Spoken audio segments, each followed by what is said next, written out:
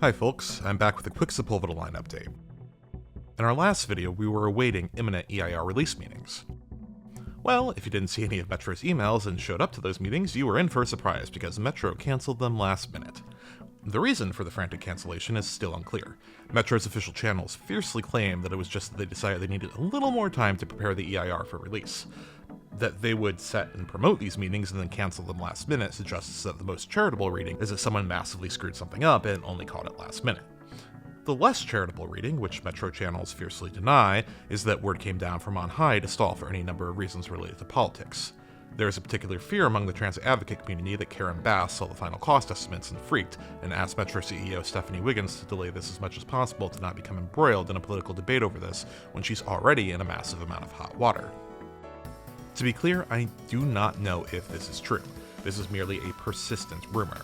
But there is reason to be fearful of this because A, Karen Bass does not really seem to care much about transit and would be willing to sacrifice it for progress in other areas, and B, this is pretty much to a T exactly what Metro did to the congestion pricing study to quietly take it behind the shed and kill it, which is particularly galling after seeing what a wild runaway success the congestion pricing's been in New York.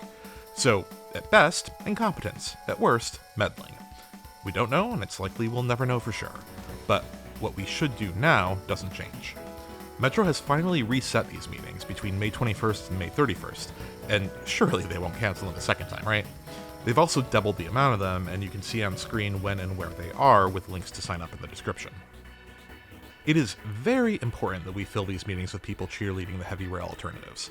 And here is a quick cheat sheet on what will probably be the most effective things to ask about the options to support heavy rail and damage the monorail.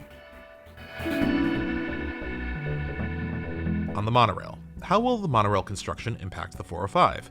Yes, this is a car-centric question, but if you grab a random person off the streets of LA, this is probably the most immediate thing that will be on their minds when you tell them that you want to build a monorail down the 405. And reminding politicians that promising their constituents a decade or a decade and a half more of crippling 405 construction might politically be a bad idea isn't a bad thing. 2. How effective can the monorail be with such significant drops in speed and ridership, and with no UCLA station in Alt 1? Those drops in speed and ridership and lack of an Alt 1 UCLA station are the other silver bullets to kill the monorail. You don't spend this amount of money for a half measure, or in this case, more like a quarter measure. 3. In the wake of the fires, how wise is it to build above ground rail through the Sepulveda Pass? And what are its seismic preparations? These are questions that have been thrown a lot at the monorail in the past, and reminding politicians that they persist is always good. 4. How bad are freeway-adjacent stations for the health of riders, and why is the monorail stuck with awful connections to, for example, the E-line? This attacks the need to be in the freeway right-of-way, and it makes it clear that it causes a lot of downstream problems.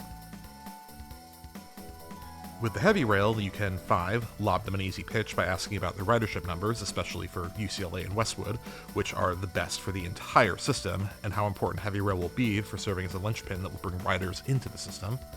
6. Ask them about the innovations their plan is bringing to Metro, specifically high-frequency automated trains and platform screen doors. 7. Especially if you live in the Valley and are attending the Valley meetings, express support for elevated rail in the Valley via Alt 4. The heavy rail costs will undoubtedly be the highest, with 5 costing significantly more than 4 despite virtually no further benefit besides aesthetics. And making sure 4 firmly remains on the table and isn't cast aside as a matter of course to not have to deal with an angry Valley is critical to defeating both the monorail and no build. Besides, the city needs to get used to building elevated rail everywhere, and this is a great place to start. And finally, 8. Simply expressing how utterly indispensable this line is. We cannot risk no build on this. After all this time and money spent studying, we are going to follow through and fix the damn Sepulveda Pass and give Metro a corridor that it needs in order to be successful city and county-wide. This is the most important rapid transit corridor in the nation, and do not for a second let them forget it. Oh, and actually one more thing with the monorail. I don't know what the cost will end up being, but worth pressing if they're sure they factored in the insane amount of Caltrans mitigation money they'll need to spend, as BYD was hand-waving it away at the proposal, and ask if we're getting the stated capacity for the stated cost, because in Metro's latest numbers, they were still touting capacity for the monorail using 8-car trains, despite only displaying 6-car stations on the renderings, and that will be a gigantic cost difference. An overwhelming show of support for the project, and especially heavy rail, with condemnation of the monorail, is what will get this done. So let's get out there and make it happen.